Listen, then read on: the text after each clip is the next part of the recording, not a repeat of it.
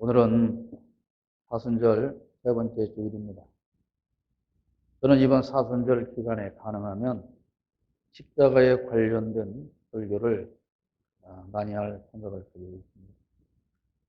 이슬람교 경전인 꾸란 43장 63절에는 이렇게 기록되어 있습니다. 예수님은 분명한 증거를 가지고 오셨을 때 이렇게 선언하셨습니다. 그러므로 알라를 두려워하고 나에게 복종하라. 여기에서 그러므로 알라를 두려워하고 나에게 복종하라. 이렇게 예수님께서 말씀하셨다고 꾸란에 기록되어 있다는 겁니다. 이 외에도 꾸란에서는 참 많은 부분을 할애하여 예수님에 관해서 설명하고 있다고 합니다. 꾸란에서도 예수님의 동정녀 탄생에 관해서 기록하고 있고, 예수님께서 이 땅에 오셔서 복음을 전하셨다는 것과 그리고 예수님이 전한 그 복음을 믿어야 한다고 가르치고 있습니다. 또 예수님께서 죽은 자를 살리시고 병자를 고치시고 기적을 베풀었다는 사실도 꾸란에 기록하고 있습니다. 예수님께서 승천하신 것과 그리고 예수님께서 다시 재림하실 것도 꾸란에 기록하고 있습니다.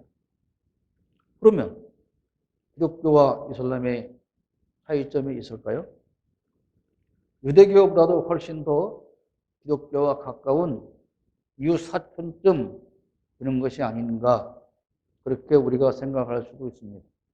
그런데 결정적으로 나는 차이 한 가지가 있습니다. 그것은 바로 십자가입니다. 저들이 십자가를 무시하거나 생략하는 그런 차원이 아니라 꾸란에서는 예수님이 아예 십자가에서 죽지 않았다고 가르칩니다. 십자가에서 죽음을 모면한 후에 죽을 뻔했는데 그 죽음을 모면한 후에 어느 샘이 흐르는 곳으로 갔다. 그렇게 꾸란 23장 50절에는 기록하고 있습니다. 그래서 이슬람교는 예수는 구주가 아니다, 알라가 보낸 위대한 선지자 중에 한 사람일 뿐이다, 그렇게 묘사하고 있는 것입니다. 이슬람은 적극적으로 기독교가 예수에 대해서 잘못 가르치고 있다는 이유로 적대시하고 공격하고 있는 것입니다.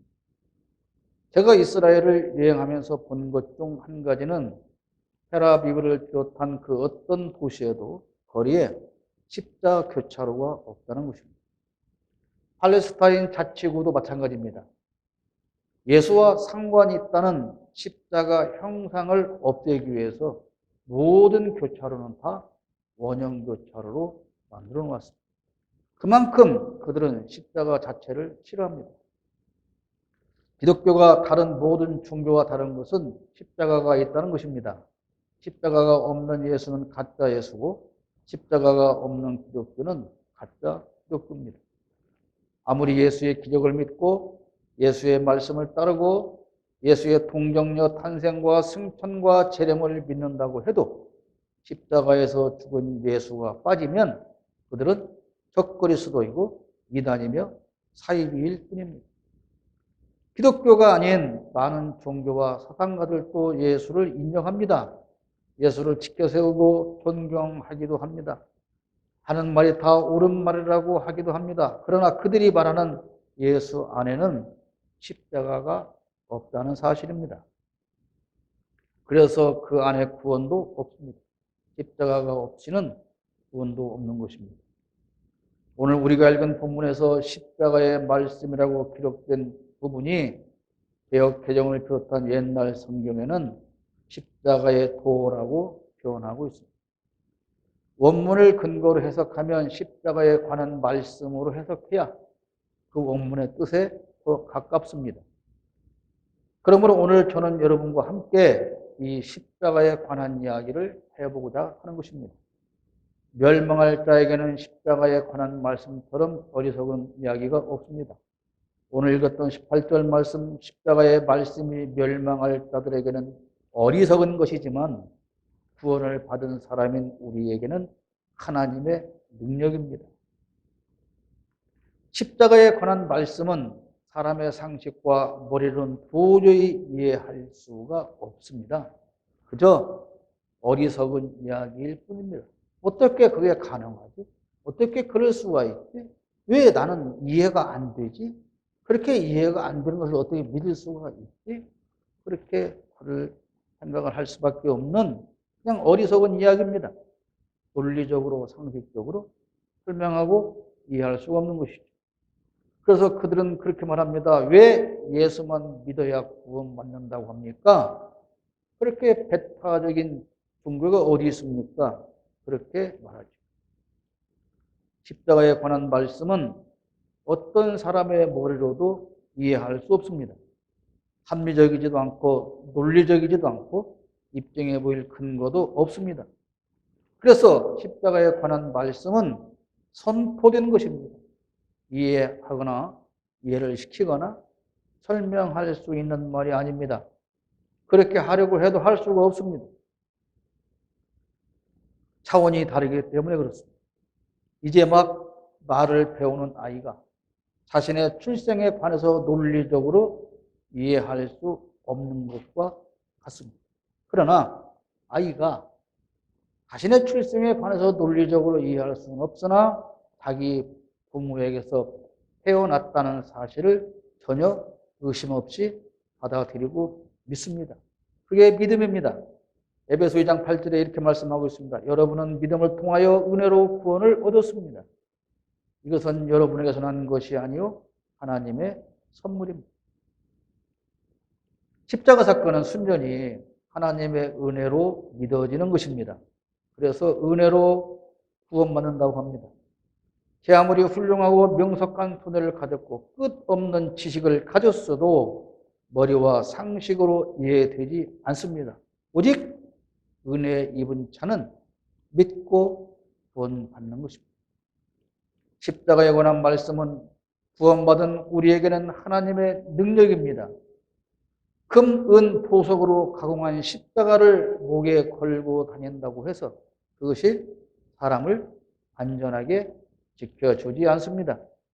자동차 꽁무니에 십자가를 달고 다닌다고 해서 뒷차가 와서 안 박는 것도 아닙니다. 이미 죽은 사람을 넣은 관 뚜껑에 십자가 쑤놓은 포를 덮는다고 해서 그 죽은 사람의 영혼이 천국에 가는 것도 아닙니다. 많은 사람이 오해하는 것이 있습니다. 십자가에 어떤 포능력이 있다고 생각하는 것입니다. 그러나 십자가 형상 그 자체에 무슨 능력이 있는 것은 아닙니다. 십자가는 악몽을 꾸지 않게 해주거나 좋은 일만 생기라고 몸에 품고 다니는 부적이 아닙니다. 좀비를 쫓아내는 흡혈귀를 쫓아내는 그런 것도 아닙니다. 십자가 모양이 보이면 갑자기 경건한 표정을 짓고 엄숙하게 엎드려 기도해야만 되는 그런 주술적인 물건이 아닙니다. 분명히 말씀드립니다. 십자가 그 형상의 능력이 있는 것은 절대로 아닙니다. 혹시라도 그렇게 생각하고 믿고 따른다면 그게 바로 기독교 무당입니다. 십자가의 모형이 아니라 십자가에 관한 말씀이 능력이 되는 것입니다. 하나님은 십자가에 관한 말씀으로 우리에게 능력이 되어 주십니다. 그렇다면 십자가에 관한 말씀은 우리에게 어떤 능력이 될까요? 변화의 능력입니다.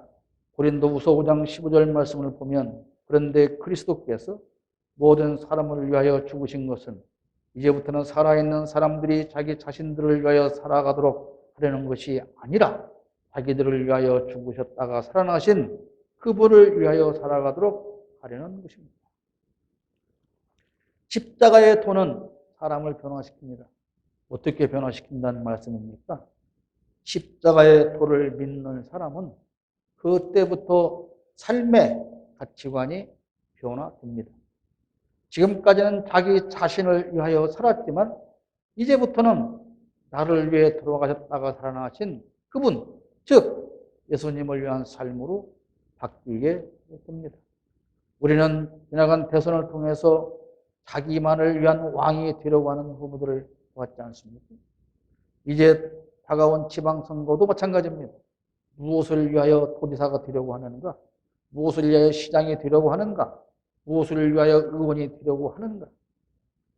자신만을 위해서, 자신의 영광을 위해서, 자신의 출세를 위해서 그것이 되고자 하는 사람이 있다면 그 사람들은 자격이 없는 것입니다.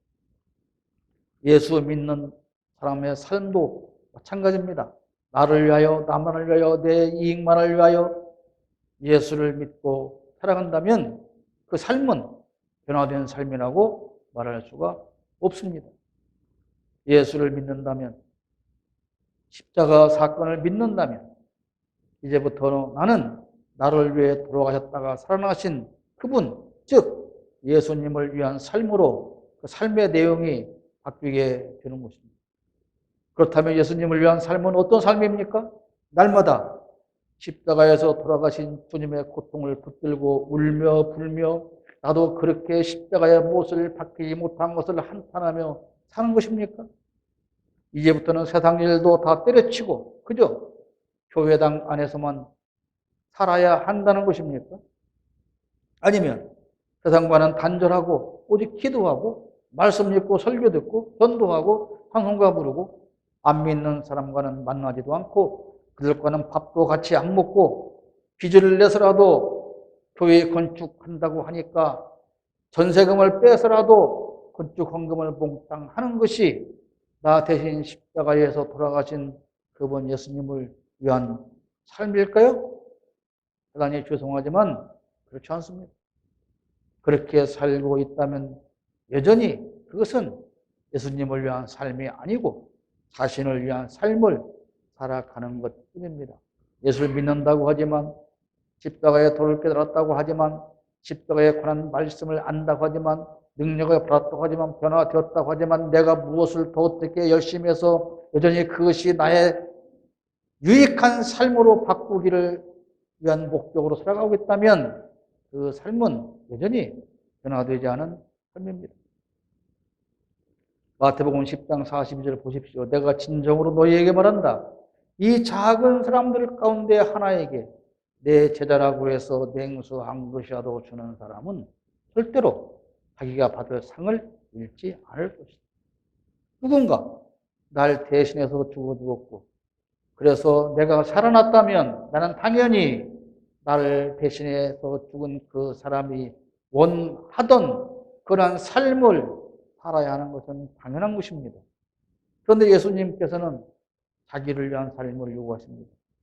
이제는 너희를 위한 삶이 아니라 너를 대신해서 십자가에 죽어 죽었다가 살아난다.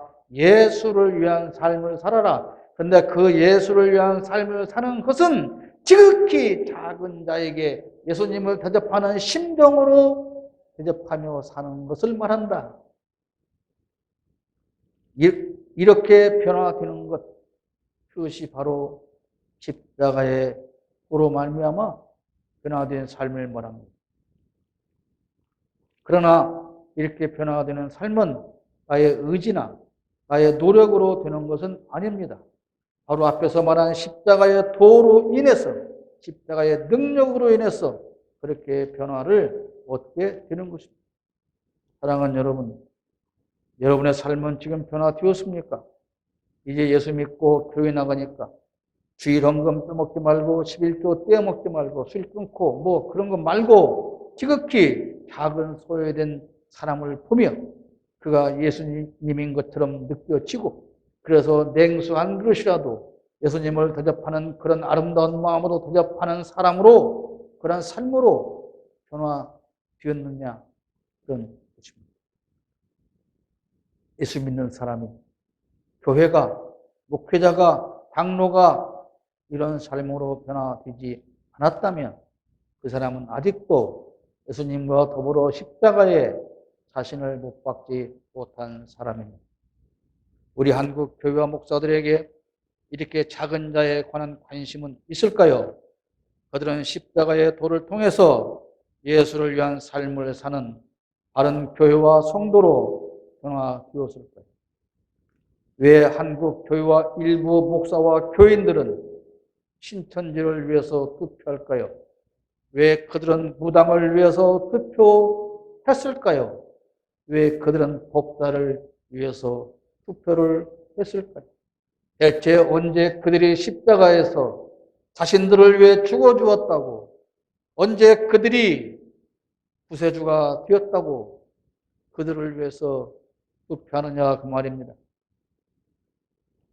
그들에게는 십자가가 있을까요? 십자가가 있다면 그렇게 할 수가 없는 것입니다. 아무리 오랫동안 예수 믿었고 목사라는 이름을 달고 살았어도 수십 년 동안 성경책을 끼고 살았어도 그들에게 십자가가 없다면 그들은 가짜일 뿐입니다. 가짜 목사요, 가짜 신앙인이요, 가짜 교회일 뿐입니다. 십자가의 도는 능력을 우리에게 줍니다. 로마서 6장 6절 7절 말씀을 보면 우리 옛사람이 그리스도와 함께 십자가에 달려 죽은 것은 죄의 범을 멸하여서 우리가 다시는 죄의 노예가 되지 않게 하려는 것임을 우리는 압니다. 죽은 사람은 이미 죄의 세력에서 해방되었습니다라고 기록하고 있습니다. 옛사람을 죽이는 능력입니다. 옛사람은 어떤 사람입니까?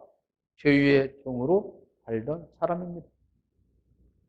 이 말씀은 예수 믿기 전에 삶은 죄에 질질 끌려다니고 늘 죄만 짓는다는 그런 뜻만으로 하는 말씀은 아닙니다. 더 중요한 의미는 죄의 종으로 산다고 하는 더 중요한 의미는 십자가에서 예수와 함께 자기의 옛사람을 못 박지 않은 사람은 영원한 지옥의 형벌을 피할 수 없다는 말씀입니다.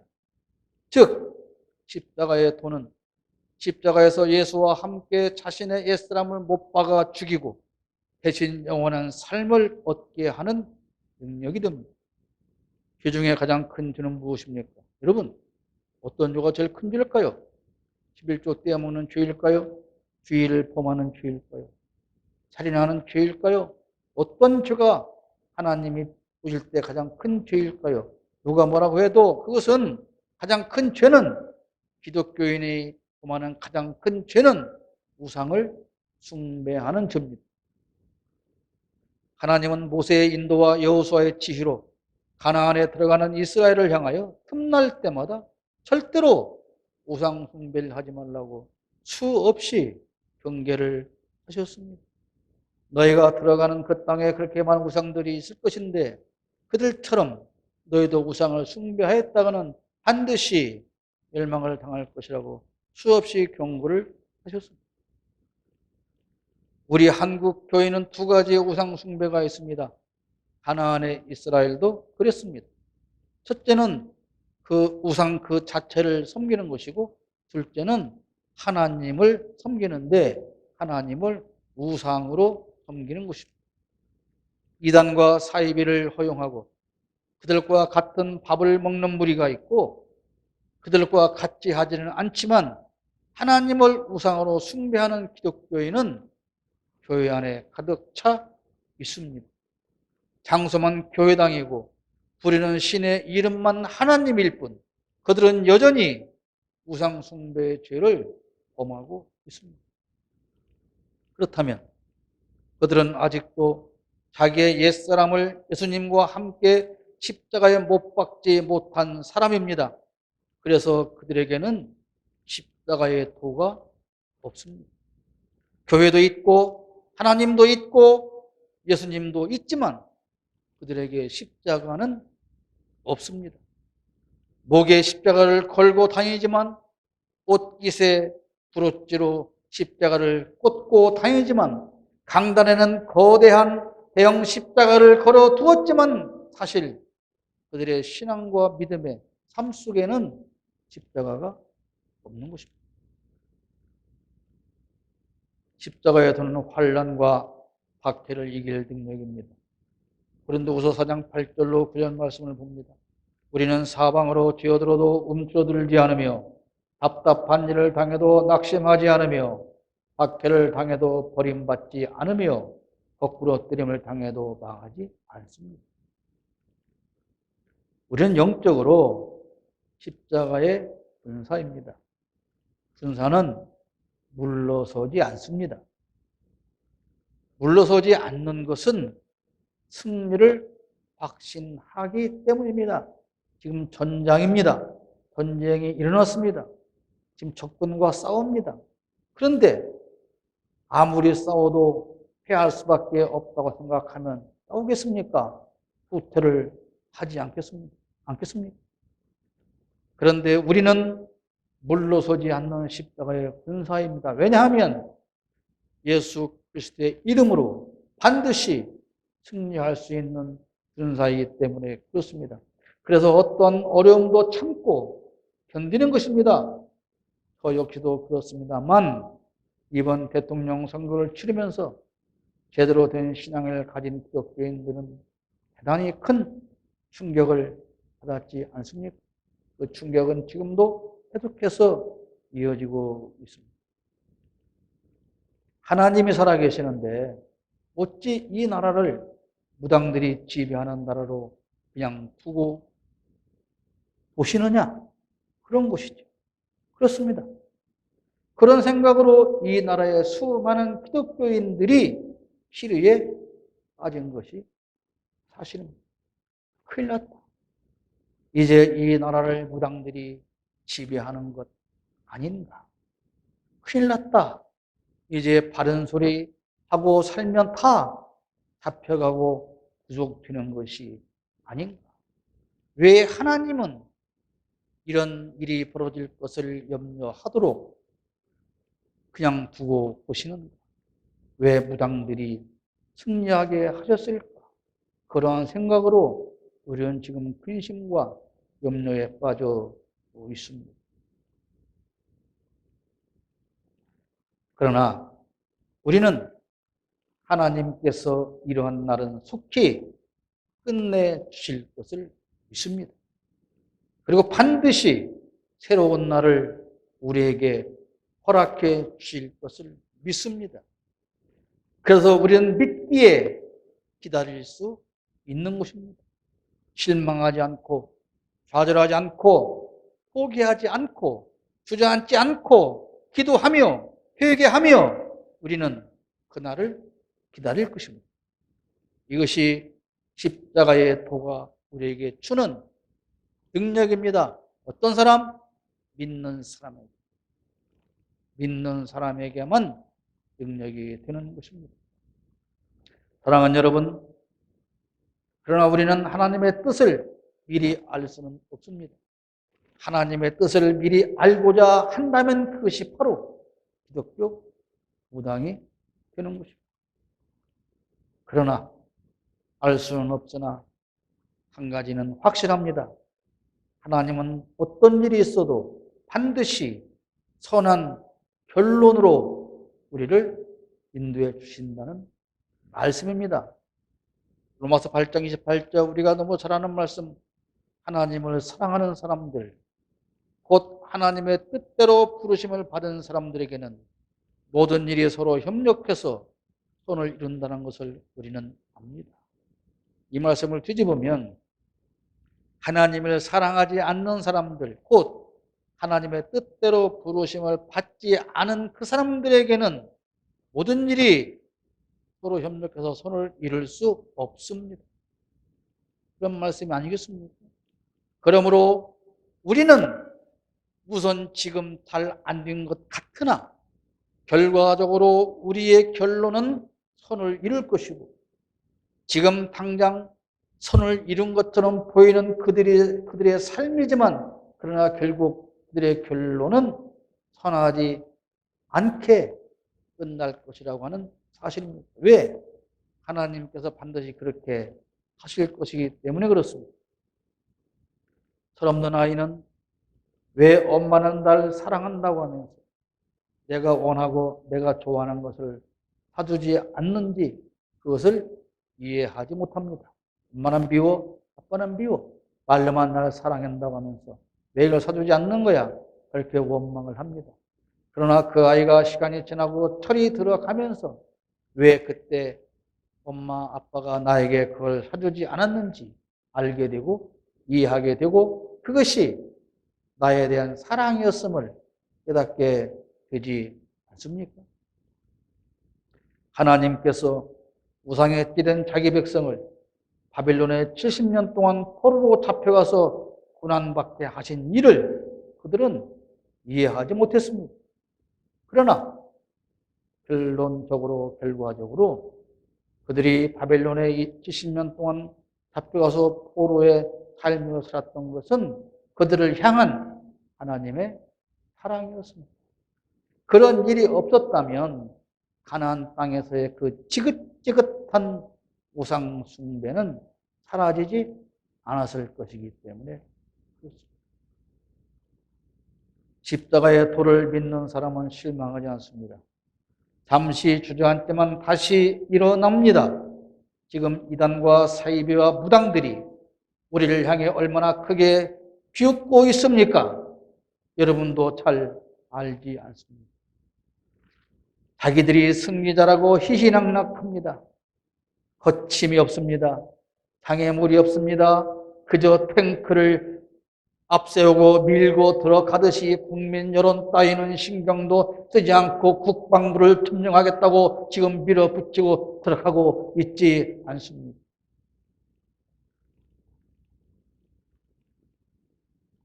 저는 지금 며칠 전에 들었던 당선자 입에서 나온 말을 기억합니다. 당선자는 국민을 향해서 그렇게 말했습니다.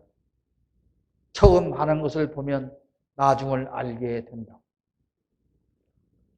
옳은 말입니다.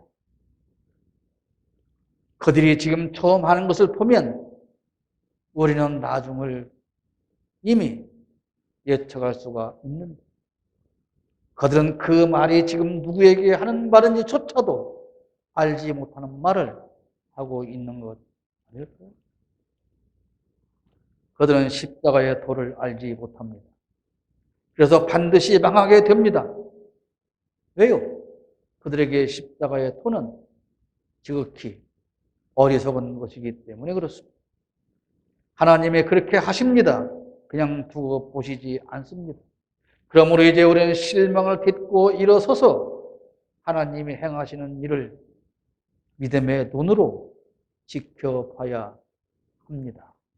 사람의 생각, 사람의 말, 이단의 생각, 이단의 말, 무당의 말, 무당의 생각, 그걸 가지고 흔들린다면 우리는 신앙인이라고 할 수가 없습니다. 여러분, 오늘은 사순절 세 번째 주일입니다. 여러분은 십자가의 말씀을 통해서 무엇을 깨달으십니까? 십자가의 도가 여러분에게 하나님의 능력이시기를 축복합니다. 십자가는 추수를 위한 도구가 아닙니다. 그렇게 혹시라도 생각하고 살아간다면 그 삶은 기독교 무당으로서의 사는 삶일 뿐입니다. 사랑하는 여러분, 십자가의 도는 믿는 자에게 능력입니다. 그 능력으로 여러분의 삶이 변화되시기를 축복합니다.